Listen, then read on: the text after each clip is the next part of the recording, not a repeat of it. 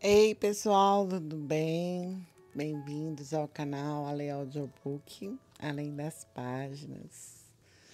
Gratidão a Deus e a vocês por estarem aqui comigo nessa nossa jornada literária desse livro do Marcos Mota, Armadura de Deus, Princípios Gerais da Batalha Espiritual. E agora vamos com o capítulo 1. Satanás não é tão importante quanto você pensa que ele seja. Este livro tem como base a batalha espiritual, porém não há sequer um capítulo nele para falar de Satanás. Neste momento, ele deve estar possesso, só de me ver escrevendo essas linhas. Por que estou dizendo isso? Porque muitos irmãos na igreja, e talvez até você mesmo, se preocupam demais com a batalha espiritual, gastando a maior parte da sua vida pensando nele, estudando suas estratégias, sua formação hierárquica, todos os nomes dos seus soldados, demônios e por aí vai. Sei que existem irmãos que fazem tais estudos e gastam uma grande parte de suas vidas estudando sobre a batalha espiritual em nível estratégico. Deus sabe a necessidade de sua igreja. Se existem irmãos que foram chamados para dedicarem suas vidas conhecendo o exército das trevas, quero lhe dizer que esse não é o meu chamado. Creio que temos que colocar Satanás em seu devido lugar. Ele ainda é poderoso, eu sei disso, mas há alguém mais poderoso que ele e que habita em cada um dos crentes. O pastor Aloísio gosta de contar uma historinha muito ilustrativa. Certo homem chegou num bar e sentou numa determinada cadeira. Logo o barman veio correndo e, muito assustado, disse para ele: "Você está louco? Você não tem medo, não? Ninguém senta nessa cadeira. Você não sabe que ela pertence ao cara cortada?" O homem ficou pensativo e disse para o barman: "Não vou sair. Eu não tenho medo dele. Eu tenho medo de quem cortou a cara dele." Você compreendeu a moral da história? O que acontece é que existem muitos crentes que têm mais medo do diabo do que de Deus. O cara coitado representa o diabo e foi Jesus Cristo quem cortou a cara dele. Portanto, se você tiver que ter medo, tenha de Deus. O diabo somente pode agir na vida do crente com a permissão de Deus. A Bíblia mostra no livro de Jó essa verdade. Num dia em que os filhos de Deus vieram apresentar-se perante o Senhor, veio também Satanás entre eles. Observaste o meu servo Jó? Porventura, Jó debalde teme a Deus? Acaso não o cercaste com sebe a ele, a sua casa e a tudo quanto tem? A obra de suas mãos abençoaste e os seus bens se multiplicaram na terra. Estende, porém, a mão e toca-lhe em tudo quanto tem, e verás se não blasfema contra a tua face. Disse o Senhor a Satanás: Eis que tudo quanto ele tem está em seu poder. Jó, capítulo 1, versículo de 6 ao 12. Vamos entender essa verdade baseada no texto acima. Apresentar-se perante o Senhor. Primeiro, Satanás também tem que se apresentar diante do Senhor. Todos devem submissão a ele. Deus é o Senhor dos céus, da terra e também do inferno. Tudo lhe pertence como Criador de todas as coisas.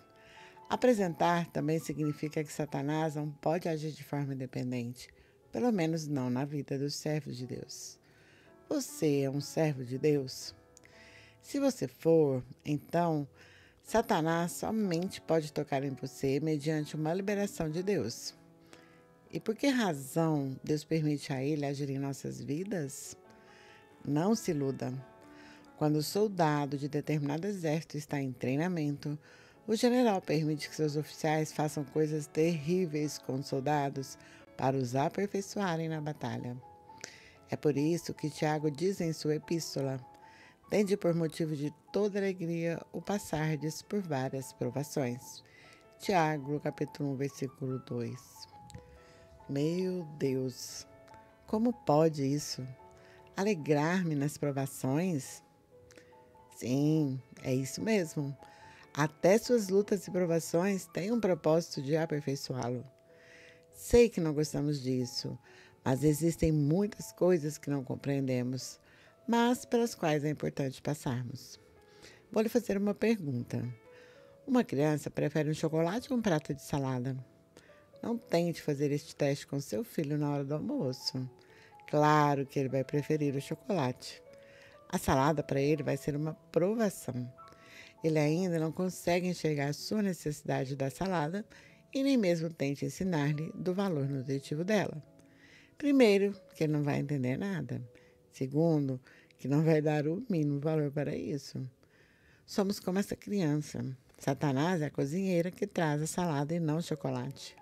Mas, não esqueça, foi a mamãe quem mandou. Estende, porém, a mão e toca-lhe em tudo quanto tem. Perceba que Satanás diz para que Deus estenda a mão e toque em tudo que já tinha. Porque ele não disse, eu estenderei a mão? Pelo simples fato de que ele não pode fazer nada com o Filho de Deus sem permissão do Pai. Na época de Paulo, havia o pedagogo, não com o entendimento atual dessa palavra. Pedagogo hoje é aquele voltado para o ensino, como professor. Pedagogo naquela época era um escravo designado como um tutor que cuidava do filho de seu dono em todas as situações relacionadas à sua criação. Ele então ficava ao lado da criança todo o tempo, cuidando e observando, inclusive se ele fazia sua tarefa ou afazeres de forma correta. Acontece que esse tutor tinha também a autoridade do pai para, se necessário fosse, corrigir a criança a ponto de poder discipliná-la. Veja que o tutor podia bater nela, mas ele somente podia fazer isso mediante a autorização do pai. Dessa forma, é Satanás em nossas vidas. Ele somente pode agir e trazer lutas e provações em sua vida mediante a autorização do pai. Não se esqueça, o pai daquela criança a amava e queria o melhor para ela. Ele desejava que ela fosse tão bem criada que colocava um escravo só por conta dela. Obviamente que em muitas situações a criança não queria o tutor, mas era preciso. Muitas vezes não queremos luta, mas é preciso. Não desejamos ser provados, mas é necessário. O Senhor quer que nós sejamos bem criados, maduros, aptos para receber a herança. A obra de suas mãos a abençoaste. Apesar de Deus permitir que Satanás age em sua vida, trazendo lutas e provações, você nunca pode perder essa afirmação do foco. É Deus quem abençoa você.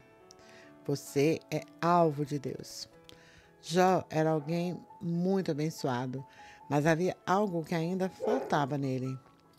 É muito provável que ele ainda fosse cheio de justiça própria por ser tão abençoado, ou mesmo por ser tão temente a Deus. Não importa. O que importa nesse momento é você se lembrar dessa verdade. Mesmo com tantas bênçãos, Deus ainda assim se preocupa com você. A Bíblia afirma que Ele irá completar a obra que começou em nós.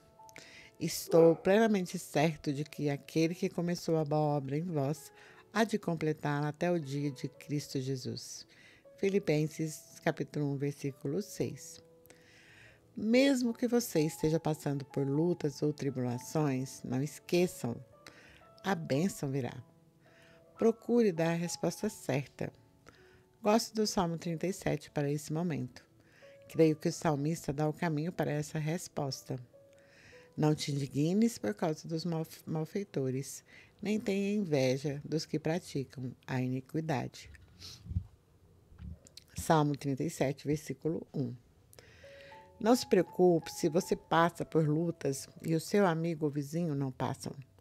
Nessas horas, o inimigo ganha espaço em sua mente. Seu alvo é colocar argumentos contrários às verdades da palavra. Então você se sente rejeitado por Deus, duvida de seu amor, mas é mentira. Os olhos do Senhor estão focados em você. O alvo é destruir sua confiança no Senhor. Não caia nessa armadilha.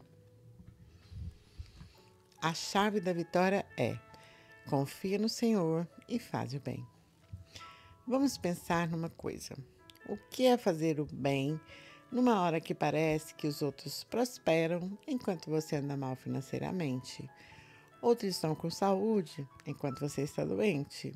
Outros com casamento bom e o seu ruim. O que é fazer o bem nessa hora? Eu creio que essa hora é a hora da batalha da mente. Satanás lhe mostra que está tudo ruim. O salmista, pelo contrário, diz: confia no Senhor. Dessa forma, creio que fazer o bem aqui seja fazer para você mesmo. Não creio que seja dar esmola ou alguma ajuda para alguém. Veja que o alvo do diabo é gerar a inveja em você. Portanto, você está numa batalha espiritual, a batalha da mente. E o bem para você nesse momento é lançar fora a dúvida, é rejeitar as mentiras, é fortalecer-se em Deus.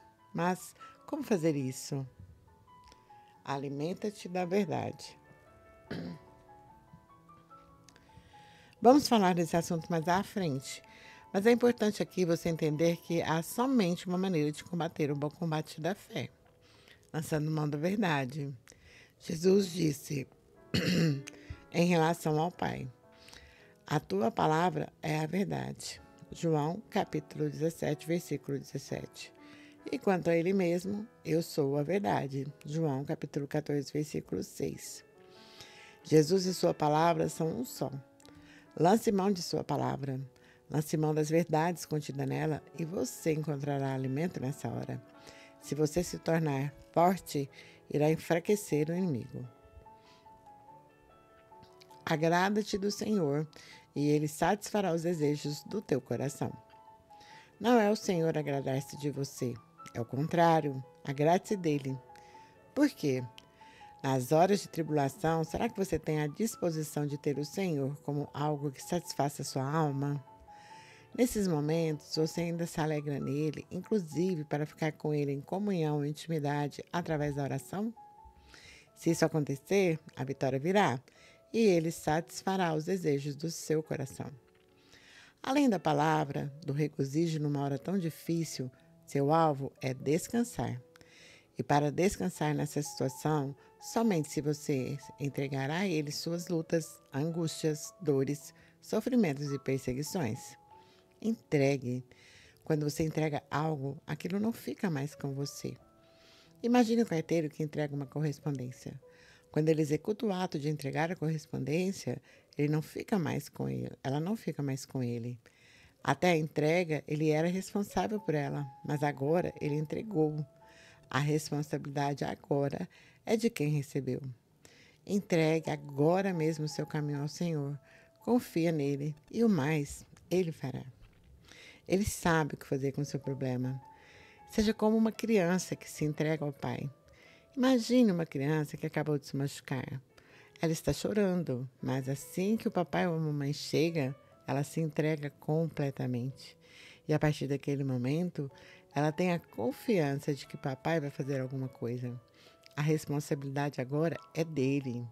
O Senhor é quem irá curar a sua ferida. Entregue-se como um sinal de rendição e você verá o poder de Deus agindo a seu favor. O que ele vai fazer? Fará sobressair a tua justiça como a luz e o teu direito, como o sol ao meio-dia. Salmo 37, versículo 6. A tua justiça, não a dele. Ele sabe que você precisa dela e ele vai dar para você. Ela vai brilhar como a luz, como um raio que brilha no horizonte, como uma luz no fim do túnel.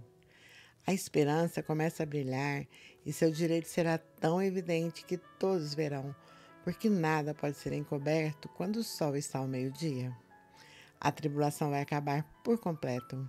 A doença vai ser curada. O casamento será restaurado e todos verão. Não há quem possa esconder. A obra de tua mão abençoastes. Jó capítulo 1, versículo 10. Nunca se esqueça disso. Coloque Satanás em seu devido lugar. Procure ser cheio do Espírito Santo e você poderá experimentar a vitória em seus relacionamentos e o suprimento de Deus em suas necessidades. Você pode até gastar tempo estudando as estratégias de Satanás, mas viva todos os momentos de sua vida em prol da comunhão e intimidade com o Senhor. Pois disseste: o Senhor é o meu refúgio. Fizeste do Altíssimo a tua morada. Nenhum mal te sucederá, praga nenhuma chegará à tua tenda. Caiam 1000 ao teu lado e 10.000 à tua direita. Tu não serás atingido. Salmo 91, versículos 9, 10 e 7. Por quê? Porque Satanás não é tão importante quanto você pensa que ele seja. E assim finalizamos o capítulo 1. Em breve retornaremos com o capítulo 2. Gratidão por estarem aqui comigo e até breve.